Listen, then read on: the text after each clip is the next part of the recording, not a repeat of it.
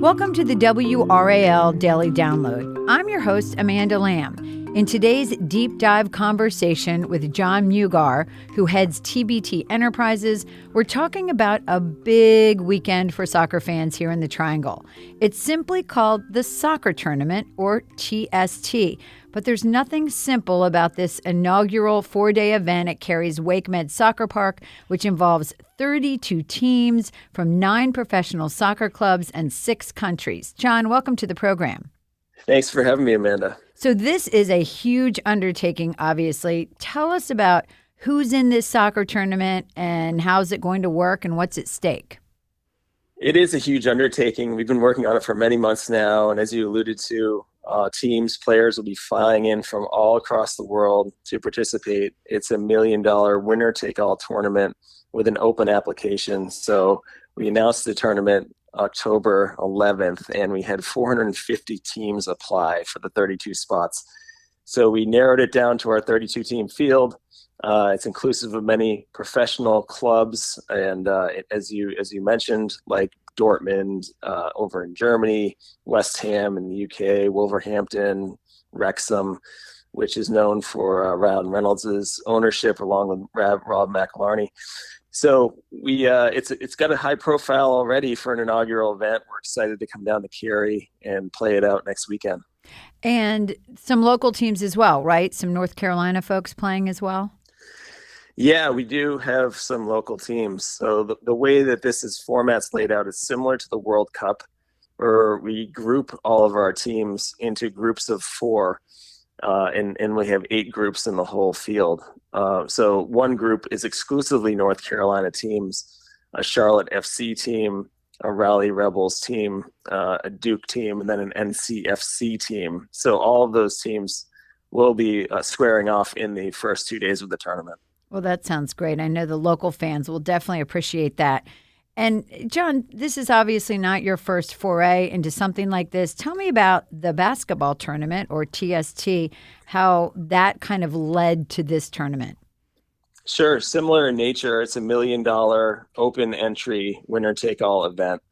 We've been doing that now for 9 years. This upcoming summer will be our 10th year. And we've been broadcast through ESPN all 9 years, which we will be again this summer.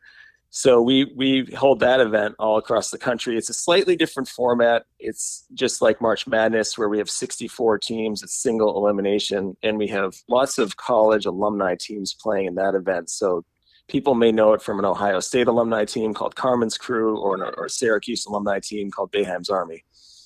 And, you know, it sounds like there's a lot of excitement surrounding this. Why do you think the Triangle is just the perfect place to host an event like this? We knew we wanted first class from a competition standpoint. And with first class players coming in from all across the world, we wanted best in class fields. That was a huge priority for us. And upon our visit to WakeMed, we knew that that was the right place for this.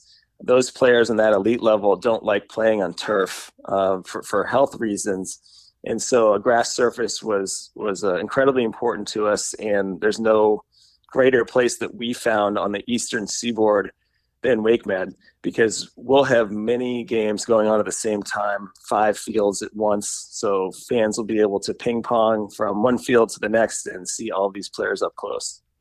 Well, we will be back after the break with more on the big soccer weekend. Welcome back to the WRAL Daily Download. So you were talking, Jon, before the break about all the teams that were trying to participate. Was it difficult, or doesn't sound like it was, to get these teams to buy into this new idea? No, the only difficulty is that it's a first-time event. So people are just inherently saying to themselves, who are these people and why are they doing it? And it's a very independent-minded group. We are, rather. So there's always questions and education along those lines. But as we said, we had over 450 teams apply for 32 spots. Soccer is the most popular sport in the world.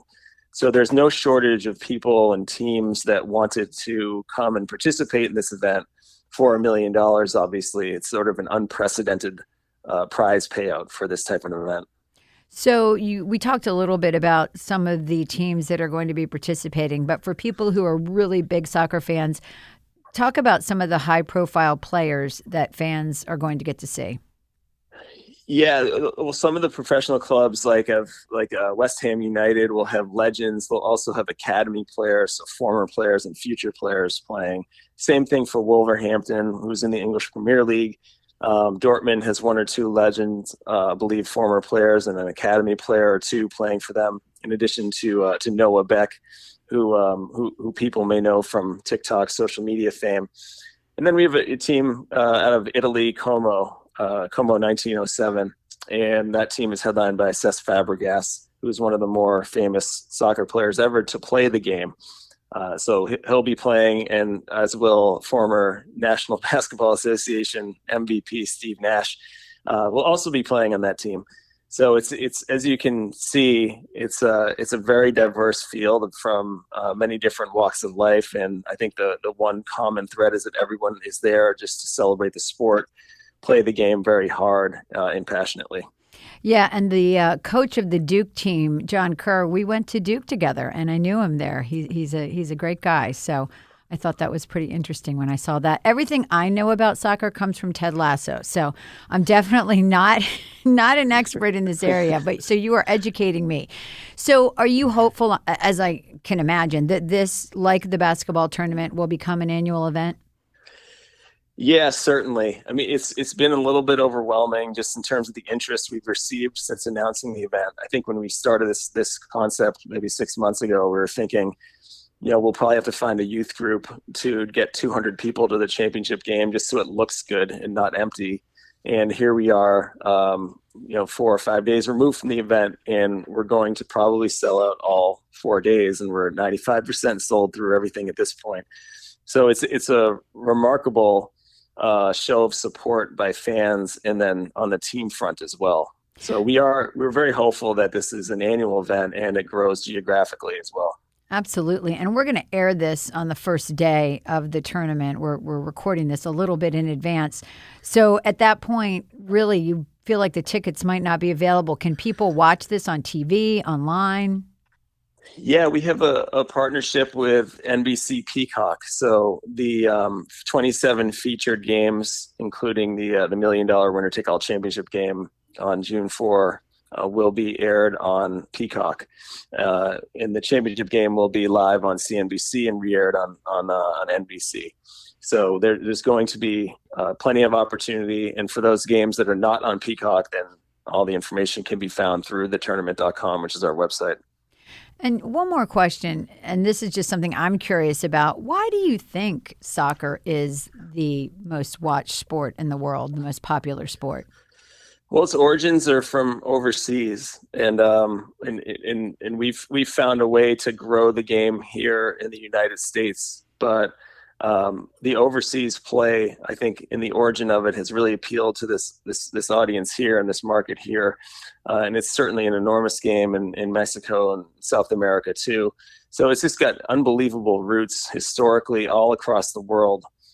In a way that American sports, frankly, don't have. And so I think it just has the advantage of a head start and mass appeal geographically. Absolutely. And I think as a mother now of adult children, but I've seen a lot of my friends on the soccer tournament thing every single weekend. All their kids played soccer. So I think it's popular among many different ages for sure. Absolutely. Jon, thank you so much for sharing this background with us for this exciting event.